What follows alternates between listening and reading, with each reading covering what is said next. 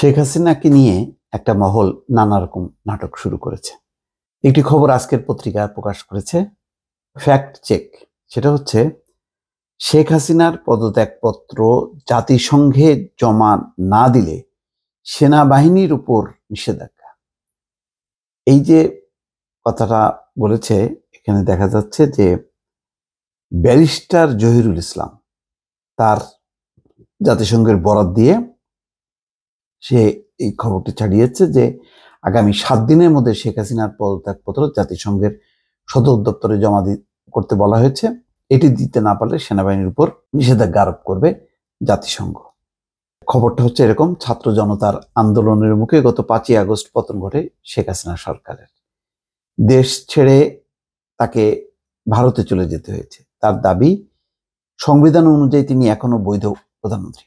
এই কনফিউশনটা আসলে তৈরি করেছে শেখ হাসিনা নিজে। সামাজিক যোগাযোগ মাধ্যমে ভাইরাল হওয়া একটি ফোনালাপে এমন দাবি করেছেন তিনি। তার দাবি, দেশ ছাড়ার আগে তিনি পদত্যাগ করতে চেয়েছিলেন, কিন্তু নিরাপত্তার কারণে গণভবন থেকে বঙ্গভবনে গিয়ে রাষ্ট্রপতির কাছে পদত্যাগপত্র জমা দিতে পারেননি।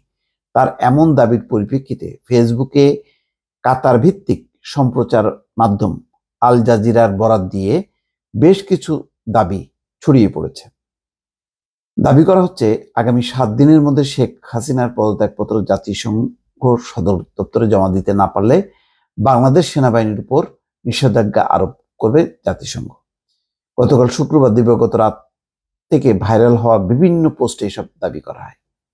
তার মানে হচ্ছে, বোঝানো হচ্ছে যে শেখ হাসিনা যেহেতু বৈধ প্রধানমন্ত্রী, সে কোথায় পদত্যাগ করছে? যদি পদত্যাগ না করে তাহলে যে সরকার আছে সেটা তো অবৈধ, সুতরাং জাতিসংঘ এটা মানবে না।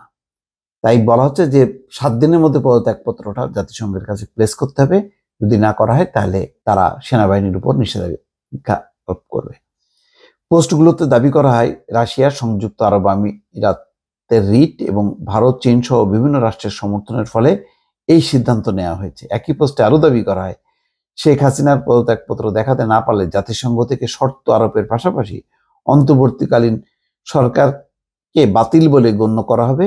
তখন সেনাপ্রধান ক্ষমতা গ্রহণ করে শেখ হাসিনাকে দেশে ফেরত এনে সাংবিধানিক নিয়মে ক্ষমতা বুঝিয়ে দেবে।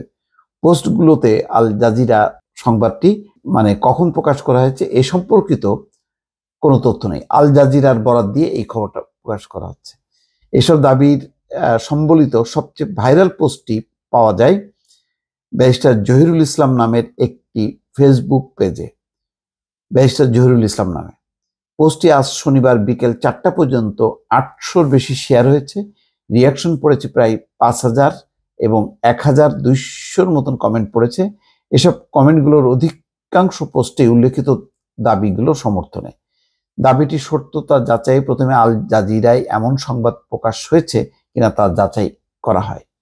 সংবাদ মাধ্যমটির বাংলাদেশ সম্পর্কে সাম্প্রতিক সময় প্রকাশিত প্রতিবেদনগুলোর মধ্যে আছে গতকাল শুক্রবার শিক্ষার্থীদের আন্দোলনের 1 মাস পূর্তি উপলক্ষে আয়োজিত একটি লাইভ স্ট্রিমিং।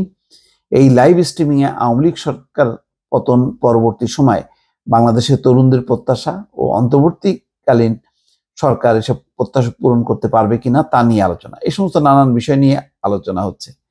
জানি না এখন এই সমস্ত পুরোটাই যে ভুয়া, এই ব্যাপারে আর কোনো নেই। আবার হয়তো আমার যেটা মনে হয় যে আজকে অন্তর্বর্তী সরকারের প্রধান ডক্টর মোহাম্মদ ইউনূস আজকে তিনি গেছেন সেনা সদর পরিদর্শনে।